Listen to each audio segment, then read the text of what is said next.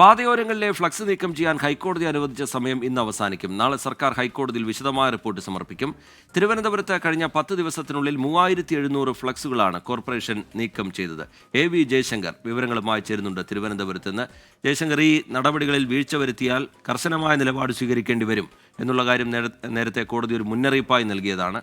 അതിനു പിന്നാലെ ഉണ്ടായിരിക്കുന്ന നടപടികൾ, ഈ സർക്കാർ നാളെ കോടതിയെ അറിയിക്കാൻ പോകുന്ന കാര്യങ്ങൾ, അതിന്റെ വിശദാംശങ്ങൾ എങ്ങനെയാണ് വി ജയശങ്കർ?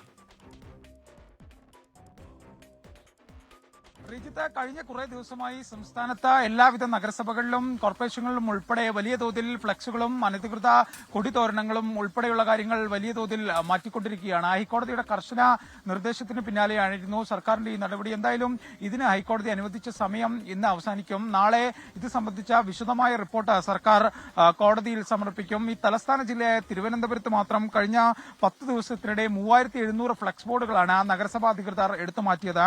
15 ലക്ഷത്തോളം രൂപ പിഴ ചുമത്തി 24 എഫ്ഐആറുകളാണ് ഇതുമായി ബന്ധപ്പെട്ട രേഖപ്പെടുത്തിയിരിക്കുന്നത്. കൊച്ചിയും കോഴിക്കോടും ഉൾപ്പെടെ കേരളത്തിലെ മറ്റു നഗരങ്ങളിലും സമാനമായ രീതിയിൽ വലിയ തോതിൽ ഫ്ലക്സുകളും കൊടിതോരണങ്ങളും അനധികൃത ബോർഡുകളും ഉൾപ്പെടെ വലിയ തോതിൽ എടുത്തു മാറ്റിയെന്നാണ് നമുക്ക് ലഭ്യമാകുന്ന വിവരം.